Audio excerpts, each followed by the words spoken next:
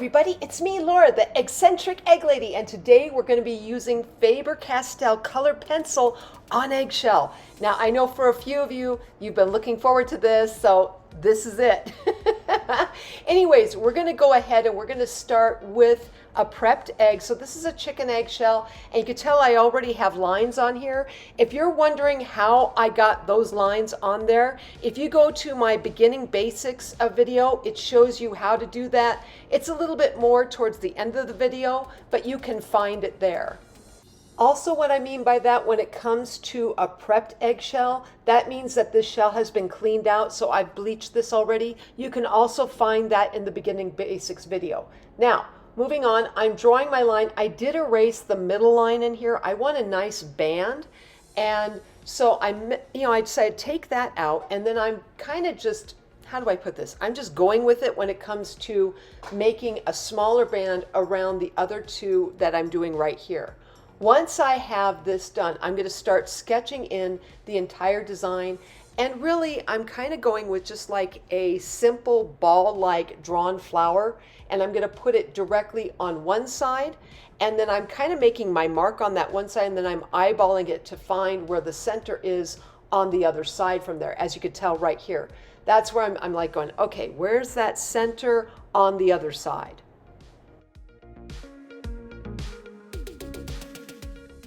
Now, when it comes to finding the center on the sides, as you can tell, I'm eyeballing it here.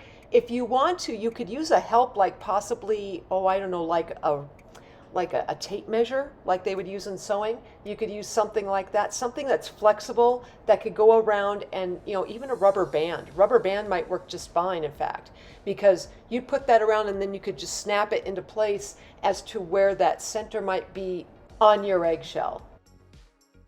From here, I'm just going to start putting in that ball flower like I was kind of talking about. And it's just that circle. If just practice making circles if you have to. But creating the circles where you have 6 of them going out, and then we're going to go ahead and start forming a leaf off of there, and so on. So from here, I'm just going to go ahead and let you guys watch my hands talk as I draw out the rest of this particular design.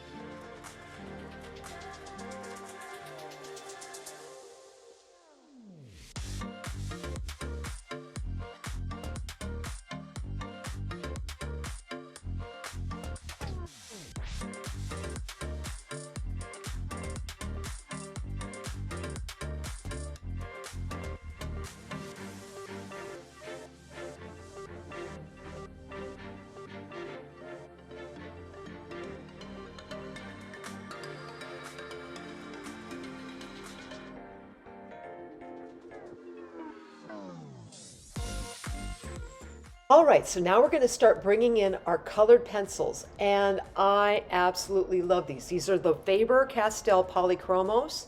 These are ASTM rated, so in other words, these are going to last a while.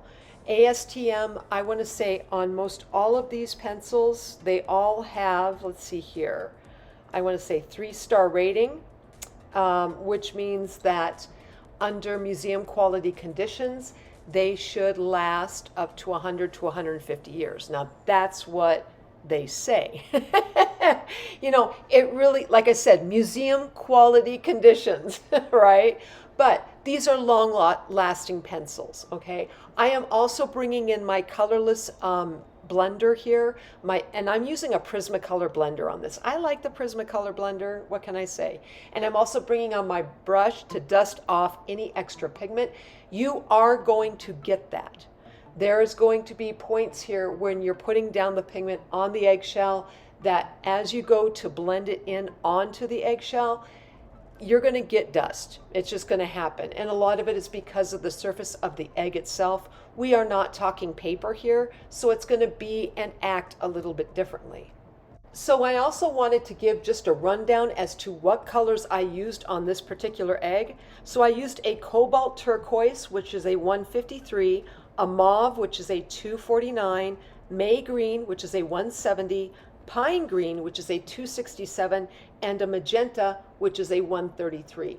And I'm using on the leaves the Pine and the May Green together. It's, to me, I think they blend really well together in creating a leaf-like look. They just, I don't know, I picked these two greens and I just love them.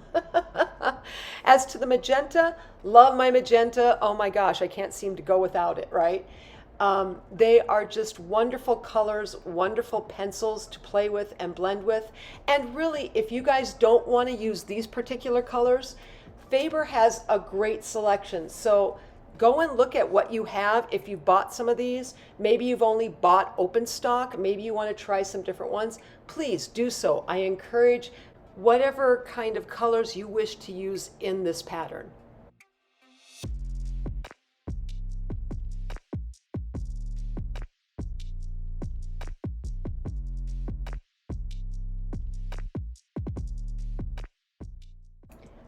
Now, as I go about coloring in with the purple here, you're going to notice I'm very dark towards the edge, and then I get lighter towards the flower, and that is intended that way.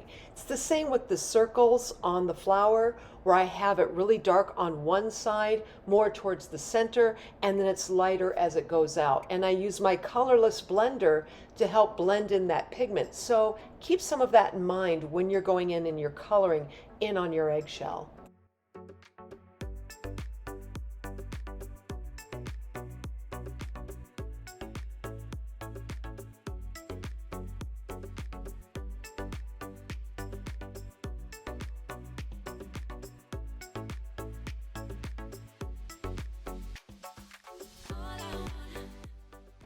All right, so here I'm coming back in with some more of this mauve, and I'm really highlighting that edge, kind of bearing down a little bit with a little bit more pigment. And I'm doing that because I want a dynamic, call it the polymer clay influence. I think the thing is that I want to have a nice, just a really a huge interest between my dark and my light. I love to have that contrast. I think it draws more interest into the piece itself.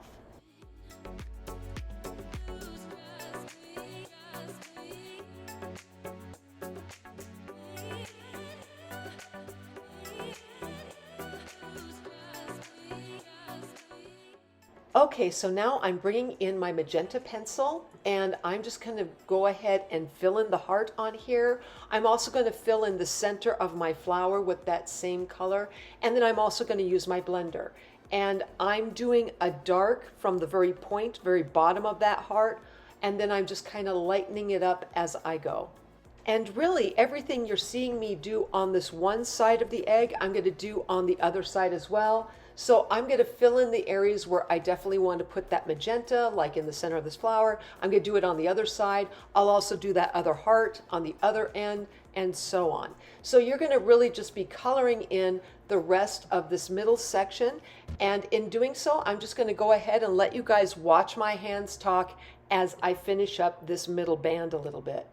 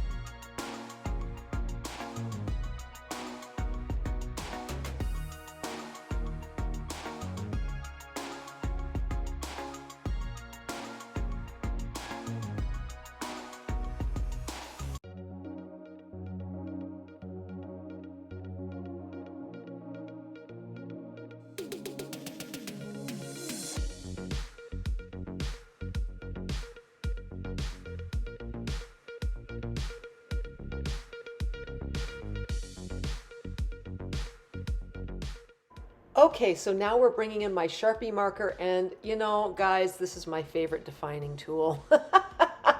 I love this thing, probably a little bit too much. But it does such a great job for me when it comes to defining out all of my colored pencil areas. So right here, again, I'm just coming in, I'm adding in that detail to my little flower, to my leaves, and any little other areas. And then when it comes to the band itself, I am going to create my Sharpie line all the way around that. Now remember, when you're doing that, use short lines. Do not try and draw really like long lines, okay? Even I can't do that. I mean, my line's gonna get off. It's just gonna naturally happen. And so because of that, take your time, draw a really short line, and then right next to it, as close as you can get without actually possibly touching where you ended, start drawing your next short line, and so on and so on. Eventually, you're going to come back around, and when you do, you can go ahead and join up those little areas, and they'll join up actually a lot easier that way too.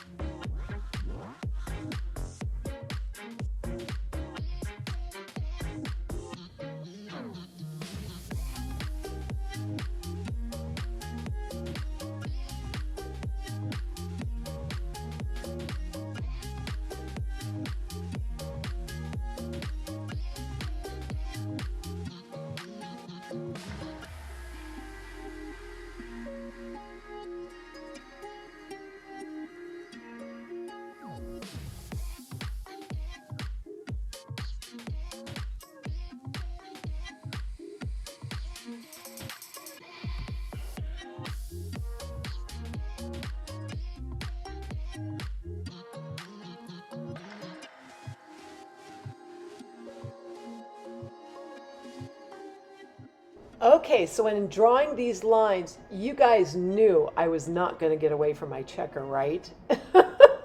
I mean, yeah, it was going to happen somewhere along the line. Well, that's where this is at right now. I'm creating that checker with those two lines, hence the idea why the short lines also, because let's say you have the shorter lines and you're like, okay, I don't know if I can join that up really good. This is where that checker pattern really comes in and helps you out. You can really come in and start joining up those shorter lines that you've drawn down because you've got a small little square that you're filling in with black. So it really, hence the idea why I love my checker pattern so much, because it really does kind of cover up any sort of obvious mistakes that might come about. Also, you know, if I have one where the line gets a little thin or gets a little bit thick in an area, that checker kind of hides some of that.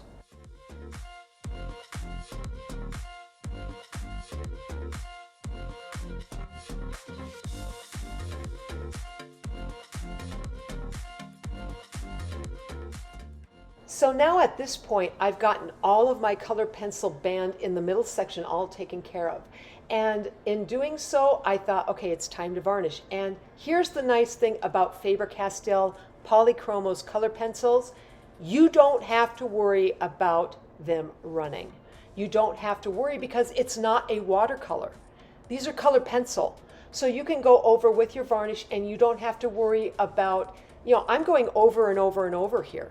I'm not, you know, I don't have to worry about it smearing or smudging or anything else. Now, mind you, I'm doing it lightly. I don't want to just like bear down or anything, but it will stay in place. It's not going to come up. You're not going to have to worry about it because it's not watercolor based or anything like that.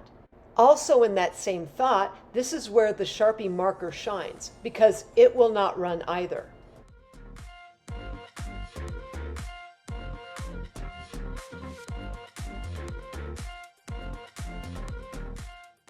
Okay, so now we're going to start working on the top of the eggshell, the top design, and this is just a little mandala type design that I've got going. Again, I'm bringing in my mauve and I'm going to go ahead and color in this area of the flower with, you know, on the petals here, doing that dark to light, using that colorless blender to kind of like blend it all in. And then I'm also going to come in and, you know, I really haven't talked too much about my I want to say the turquoise, okay, the Cobalt Turquoise pencil. And we're going to put that kind of more in the background here on this particular mandala. Now, when we do that, I decided, you know, I liked this design, but I decided to add in kind of another little feature. I don't know. I get into this thing where I have a border or I have some kind of circle and I'm like, I got to go outside the bounds of that. I have to go outside the bounds of that. So you're going to see me change up where the little curlicues are and I'm going to add in like a little leaf type thing to it.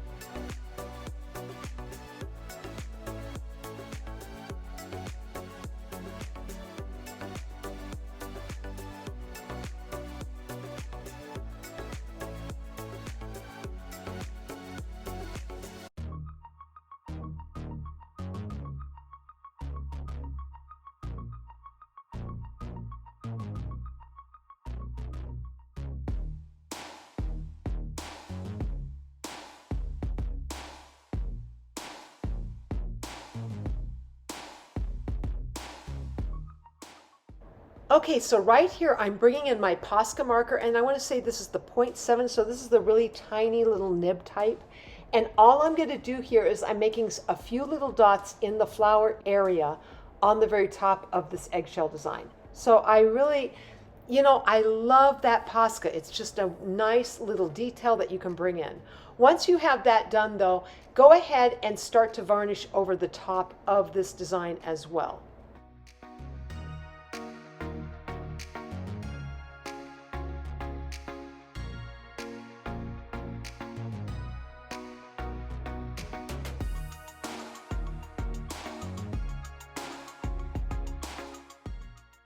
Okay, so on the bottom part of this eggshell, I decided I'm going to bring in my Cobalt Turquoise, and I'm just kind of throwing down some pigment. That's all I'm really doing all the way around this thing.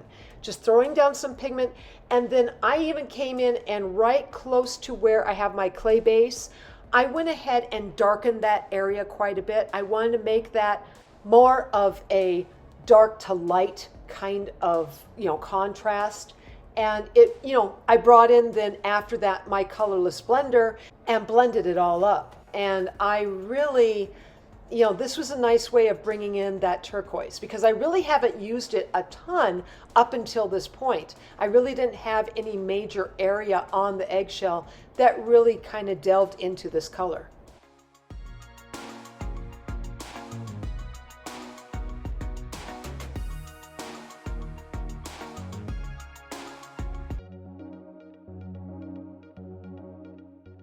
Now, once I got that turquoise down, I went back around where the edge was on the eggshell itself, and I added in some more pigment and I blended that in yet again. And part of this was because my blend was so light on the top that I thought I really needed a little bit more pigment just to kind of bring it all together. Once I have this done though, I kind of, like I said, I use that colorless blender once more, make sure it's all blended, and then after I've got that all brushed off and the crumbs are all gone, I'm going to come in and I'm going to bring in my Posca marker yet again. I'm going to bring that in and my Sharpie marker. And the Sharpie, I'm going to go ahead and make that black line all the way around. And I'm also going to add in a little bit more checker right above that blue area. So between that and just a little bit of a white dot kind of pattern, polka dot pattern in the blue, that's what we'll be doing on the bottom part of this egg.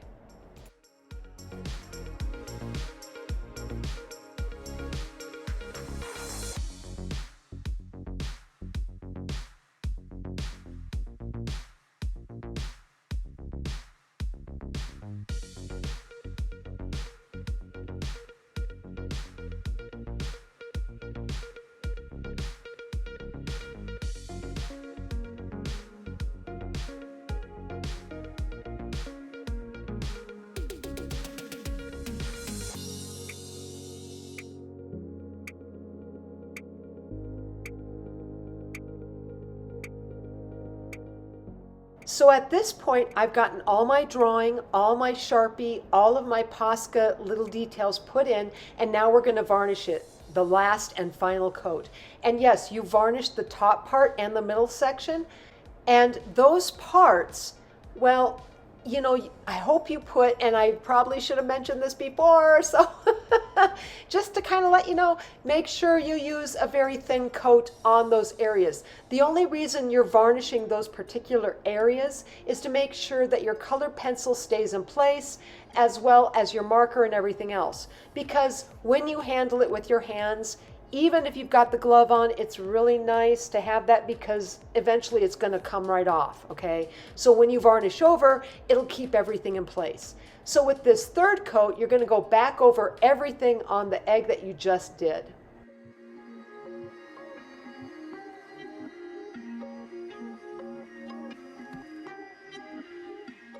All right, so now in doing this particular design, I just kept thinking I need a little something more to it. And so I brought in my high-speed drill, and that's where I'm starting to do all these little cuts. And these are random little cuts into the little white area towards the top. And they're squares or just any kind of little opening right in that area. You can use a low-speed drill as well.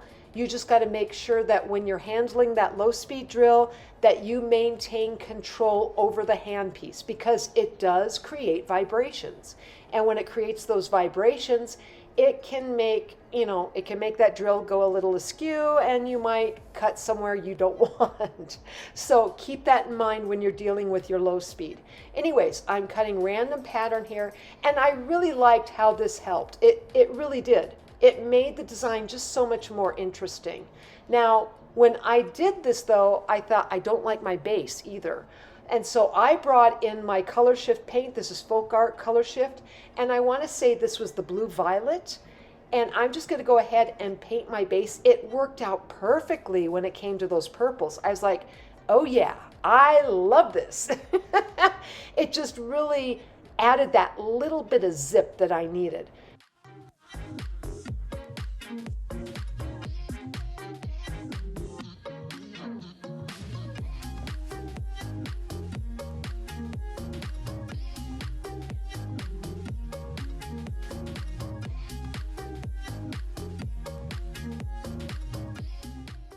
So the third and final touch to this egg was Rhinestone Chain. And I brought in some clear Rhinestone Chain here, and I placed it right around where the base and the eggshell met.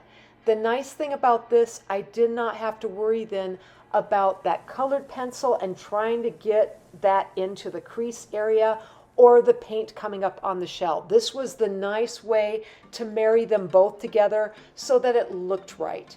And so I'm bringing that all the way around. I'm using my super glue to adhere it all in. Once I got this particular strand in though, I started thinking, I really want to do one more. Really want to add in some more of that rhinestone. So I decided to do that right on, above the checkered area on that, or I should say the blue area where the checker is. And it really helped bring up just a little bit more flash on the egg.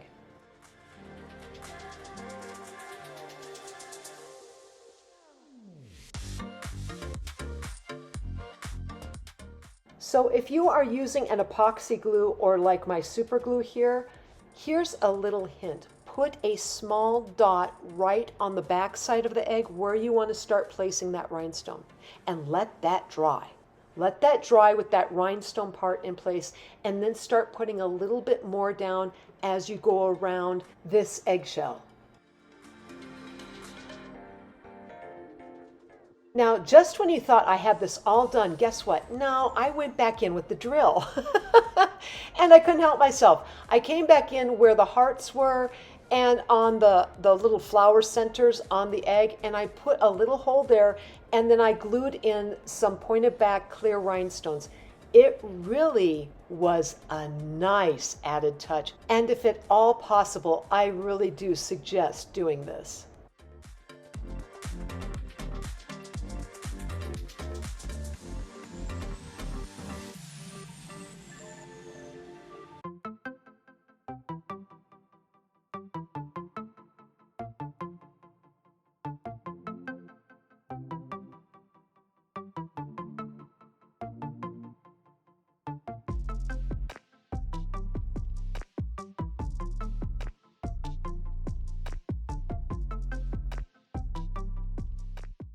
So this is the end result of creating my Faber-Castell Color Pencil Polychromos design. Please use this for study and reference. And if you like this video, please like, subscribe, and leave me a comment. I'm always wondering what you're thinking. Otherwise, I am sending out my biggest hugs to each of you, and I hope you have an eccentric, fantastic day.